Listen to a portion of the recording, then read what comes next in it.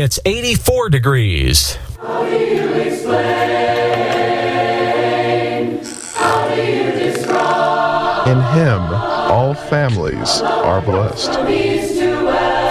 Join our discussion on Fabric of Family.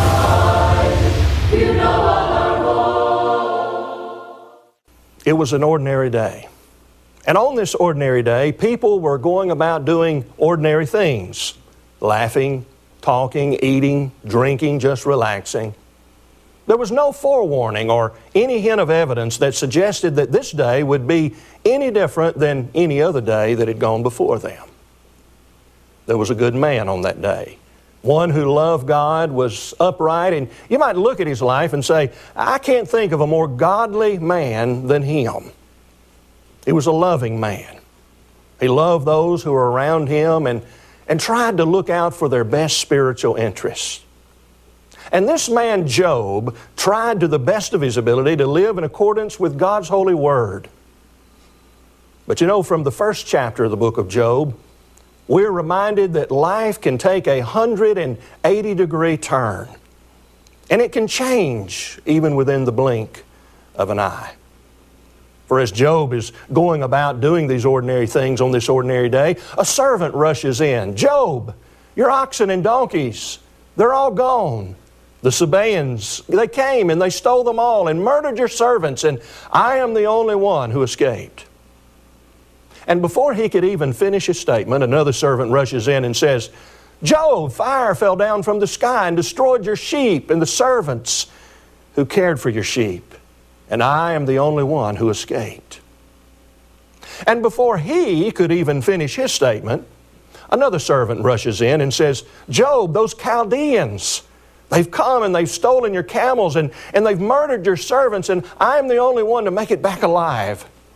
And before he could tell Job any more, yet another servant rushes in and says, your sons and daughters were eating a meal at your oldest boy's house, and a great wind blew the house down upon them, and they're all dead, and I alone escaped to tell you.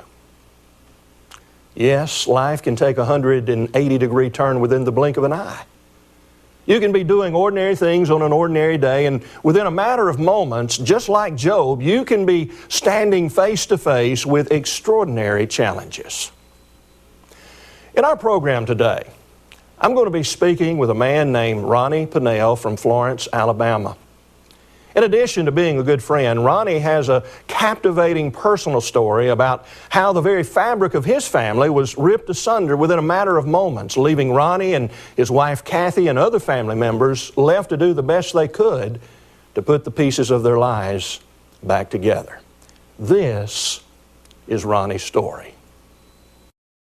Thank you for joining us for our discussion today. It's a little bit different setup than we normally have. I'm usually on a couch with several guests, but this is kind of I suppose, a unique interview. I have with me Ronnie Pinnell. Ronnie Pinnell lives in the Florence, Alabama area. He is a member of the Jackson Heights Church of Christ, and he's very well known in that area and other parts of the country as well, because he's been involved in so many different aspects of so many people's lives. He is a history teacher at Mars Hill Bible School. He also teaches Bible classes there. And he's also known as a coach. He's coached virtually every sport you can think of that is associated with high school sporting, athletic events. And also, in addition to that, Ronnie is the sports announcer for the Mars Hill Panthers, and he has broadcast, been the announcer for over 1,200 games for Mars Hill for the basketball team. And so we're just glad to have him with us. Ronnie, thank you for being with us today. I appreciate you coming and sharing with us a story that I know is one that touches your heart in a very special way, as people are going to begin to realize as you tell the story. So I suppose we just need to go ahead and jump right in to the discussion today, and I want to give you the opportunity to tell us about June the 13th, 2005, going back a few years. But that's a day that I'm sure is just as real, just as in your mind. It's burned into your mind just as much as any other day, or more so, because of the events that took place on that day. Tell us about that day. Yeah, you're right. June 13th, 2005 is almost a marking point in my life and the life of my family. We were blessed with 3 sons, John, Will, and Jeffrey. Kathy and I, everything was just the way life should be going, I suppose. And then on June 13th, 2005, Will died in a canoeing accident, drowned on Cypress Creek there in Florence. Kathy and I were about to leave to go on a vacation. We were going to visit our son and then end up in Disney World. We were going to be gone for more than a week. And I was in the carport area and cleaning out the back of my car, trying to figure out where I'm going to put luggage the next morning. And my youngest son, Jeffrey, was helping me when a good friend of ours, a longtime friend, Steve Pierce, and his wife, Sheila, came pulling up in our driveway with 2 other cars behind them. Steve had a very unusual look on his face. But we were longtime friends, and I thought he was just being Steve. But he got out of the car, and we knew that Will had gone to the creek to canoe. There'd been the remnants of a hurricane came through the Shoals area, and the water was up, and he wanted to go canoeing. And his mother said, "Please be careful." It's the last thing she got to tell him. And as Steve got out of the car, he looked at me and said, "Will." I looked at Sheila, she's shaking her head, and I looked back at Steve, and he said, "He drowned." And everything changed right there. The police were there, and actually a TVA policeman was also there. And so, talking about how quick things change, we had gone from cleaning out the back of our car to see where we were going to put luggage. When I finally collected myself and asked the policeman, "What do I need to do now?" he wanted to know which funeral home to use. So in a matter of 3 to 5 minutes, a trip, a joyous trip, no real worries or cares, and then everything changed.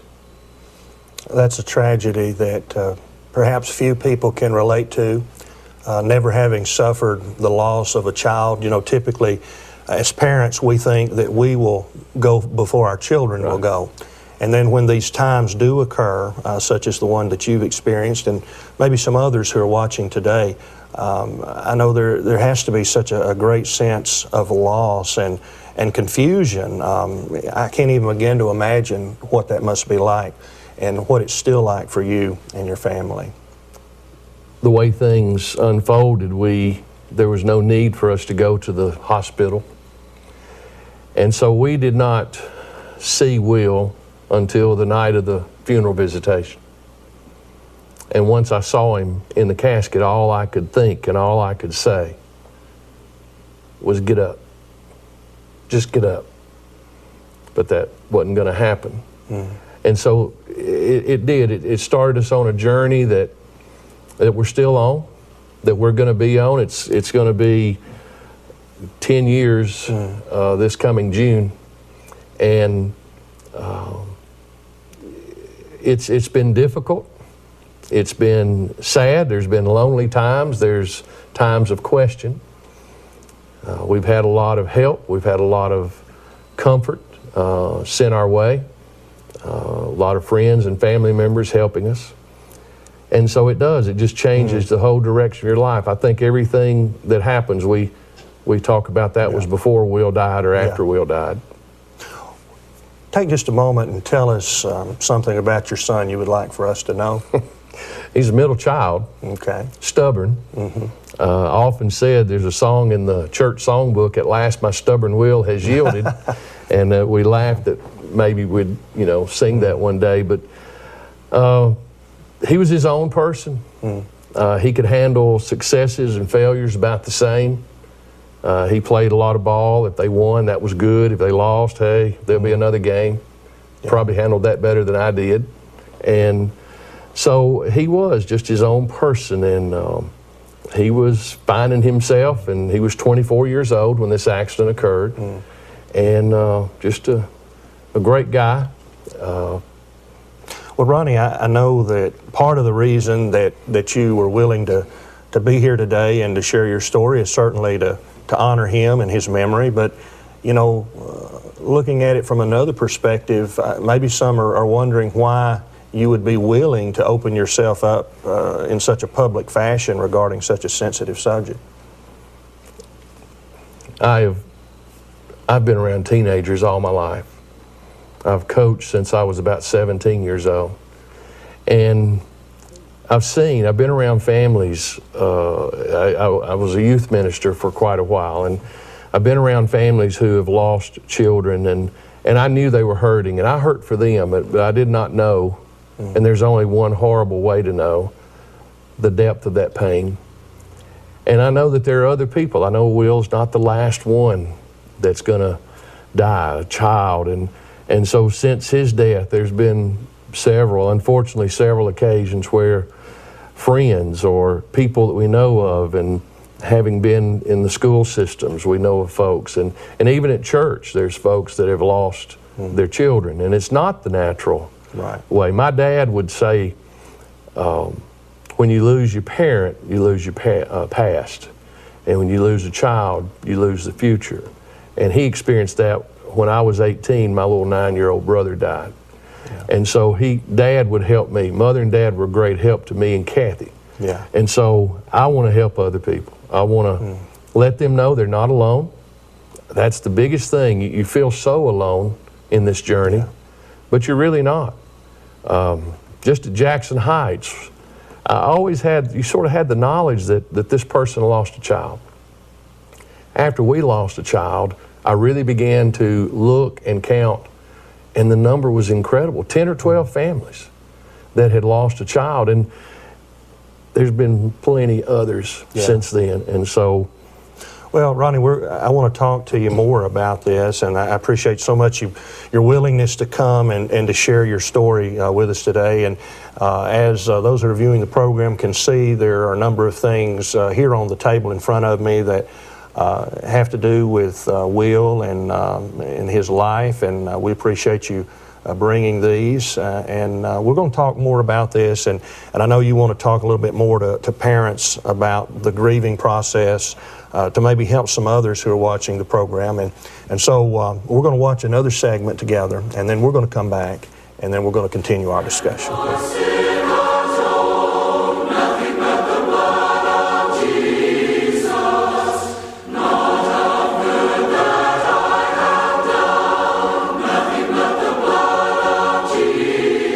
It was a cold, frigid evening on the streets of New York City on the evening of November 14th, 2012, and Officer Larry DePrimo was on patrol, and he was walking the streets of New York City as he always did, and he saw in the distance a man that was obviously homeless because he had raggedy clothes on and didn't have any shoes on, and he was leaning against the wall of a shoe store. And rather than charge him with loitering or indecent exposure because he didn't have any shoes on, Officer DePrimo offered to go into the shoe store and to buy him a pair of shoes. And so he went inside and he bought him a pair of size 12 all-weather boots and thermal socks because it was very cold outside.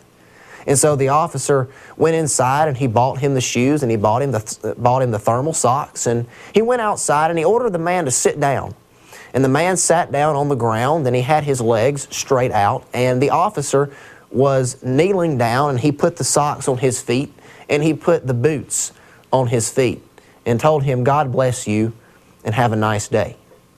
Over in the distance, a woman by the name of Jennifer Foster was watching the scene there, and she caught this on her cell phone camera.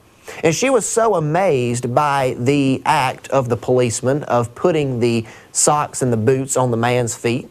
She had always portrayed a policeman as a cold man, that one that would write you up for anything, that would pull you over for going 1 mile over the speed limit, that was always looking for things bad and was never looking to do any good for anyone at all. And she caught this video on her camera, And she went home and she watched it 3 or 4 times over, and she decided that this was too good not to share with the rest of the world.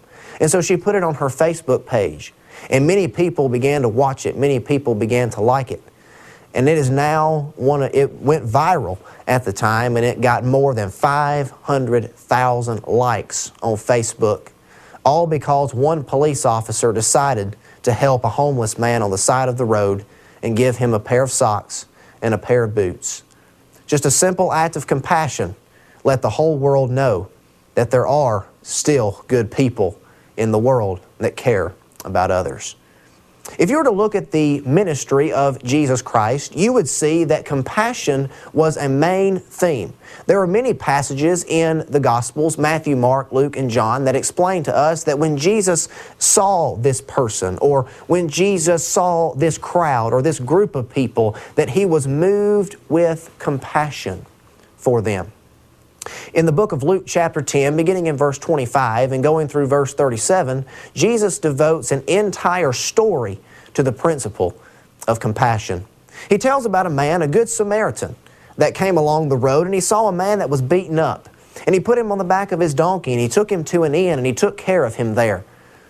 And he told the innkeeper, "Whatever I owe, whatever this man's bill is, give it to me, and I will pay it." You see, Jesus was very compassionate in His ministry. And young people, if Jesus was compassionate in His ministry, if He was compassionate in His earthly life, so should we be compassionate. In the book of Lamentations, chapter 3 and verse 22, the Bible explains that the Lord's mercies are new every morning, basically meaning that God has compassion on us every single day. I find it very interesting that in the New Testament, the Greek word for compassion is used 12 times. One time it's used in relation in this story in Luke chapter 10, but the other 11 is used to refer to God's compassion on us for saving us as sinners. And if God is compassionate toward us and saving us from sin, so should we in our everyday lives be compassionate to one another and to those that need the saving message of Jesus. The Apostle Paul would write in the book of Ephesians, chapter 4 and verse 32, he says that you be tender-hearted, forgiving one another. Be compassionate to one another, just as God in Christ forgave you. May we take the example of Larry DePrimo, finding a homeless man and just buying him a pair of shoes. It doesn't have to be anything extravagant. It doesn't have to be anything out of this world, but maybe something small. A small act of compassion can change the world for good. May we always be like the earthly Jesus and have compassion for our fellow man. Well, we're back with Ronnie Pinnell from Florence, Alabama. He's sharing with us a story. It's a very sad story about he and his family's struggle after the loss, an untimely death of their middle child, their son Will. And Ronnie, thank you again for sharing with us some thoughts today. And I want to ask you this question. What are some things that have helped your family to cope with something that's been such a great loss? I mean, you've lost a son, and your other children have lost a sibling. Your parents lost a grandchild, and we could go on and on. So many connections that were lost when Will passed away. The first thing would be, you don't have to do this alone. There's help. And there's help in your community. There's all sorts of different groups. In Florence, there's a group called Day by Day. The larger national group is called Compassionate Friends. Day by Day has monthly meetings, and you go in, and if you want to talk, you can talk. If you don't want to talk, you don't. And if you want to cry, you can cry. And if you want to share laughs, you can. The biggest thing, parents, I believe, you don't want your child forgotten. You want that child to be remembered. And we have, with Day by Day, we have an annual balloon release that's very special. And we have a candlelight service in December where we take time to remember our child in a very special way. I ran across something years ago And it was a story of a woman on a boat and on the Great Lakes, and she was going to see one of her children, and a storm came up.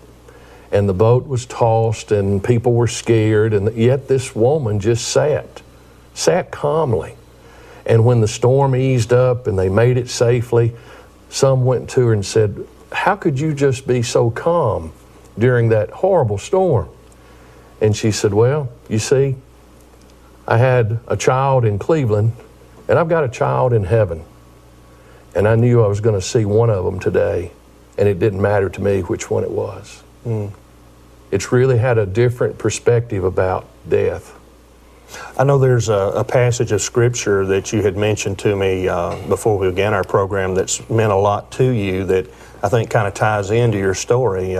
Would you like to share that? Well, it comes out of 2 Samuel, and it's a very well-known verse, chapter 18, verse 33, and where King said, "Oh, my son Absalom, my son Absalom, would God I had died for thee."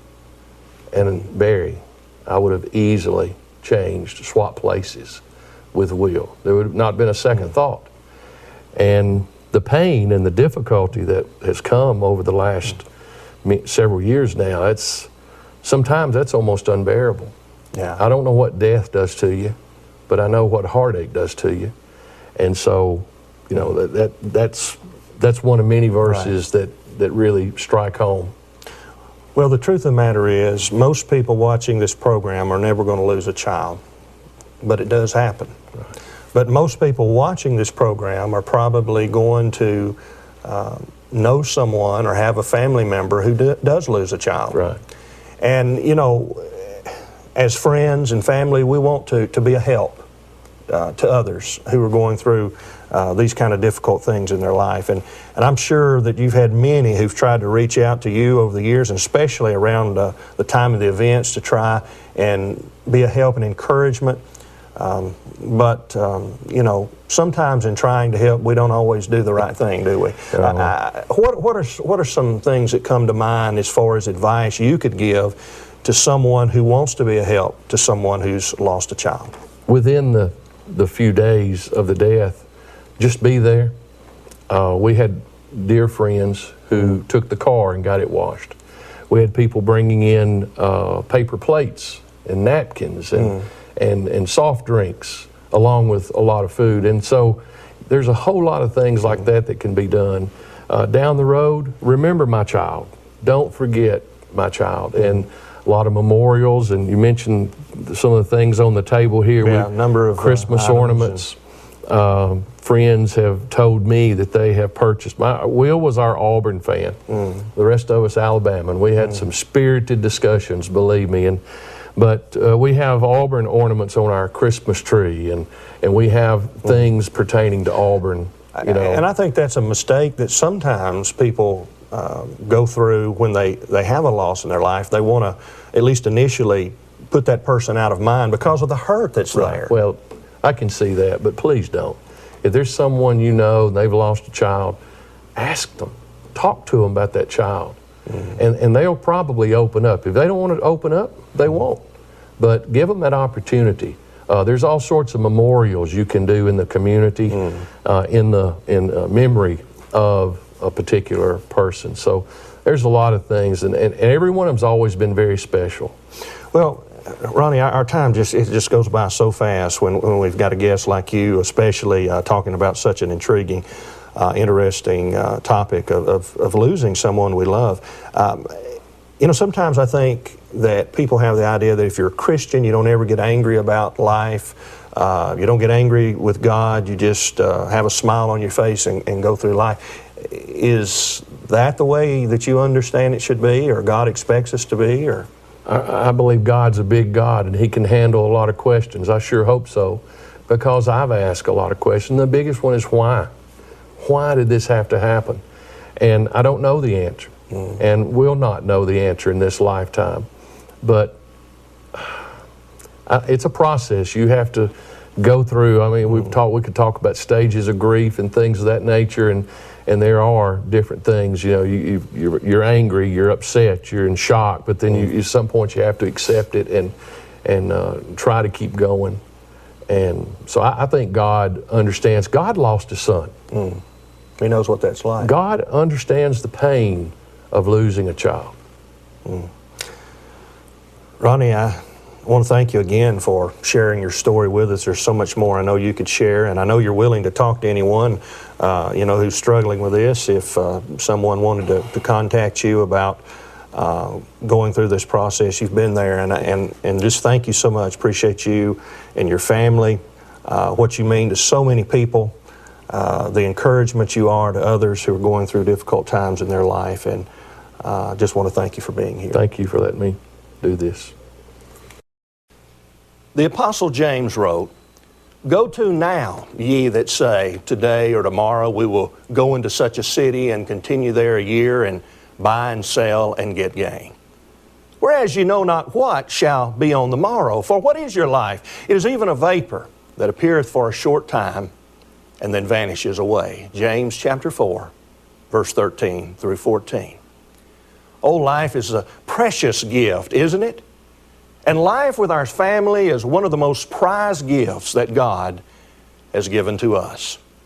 You know, sometimes we get so busy with the hustle and bustle of the urgent things in life that we really forget about the important things, forgetting that some of the most important blessings are not those possessions that have a monetary value, but rather those people with whom we share a common last name, our family. I hope you'll take time today to tell your spouse that you love them and that you appreciate them. And I hope you'll take opportunity before the day is over to spend some time with your kids and enjoy every moment you have, because life can turn on a dime. And as our guest, Ronnie Pinnell, has shared with us today, loved ones can be gone within the blink of an eye. Family is important, and that's what this program's all about. We want to uplift the family, guide the family, and protect the family through a better understanding of the Word of God. We hope you'll be with us next week as we explore another family topic from a biblical perspective. Until then, I'm Barry Gilreath Jr., your host, wishing you and yours a blessed week. How do you describe a love that goes from east to west and runs as deep as inches wide? You know all our hopes, Lord, you know all our fears, and words cannot express the love we feel, but we long for you to hear. So listen to our heartbeats, the silent sea, and hear us sing a song of praise, a simple song of praise. So much you have redeemed, you have redeemed. We will use the words we know to tell you what an awesome God you are. But words are not enough to tell you of our love. So listen to our heart. Let's make the most of a minute. Speech on. Selected. Screen record.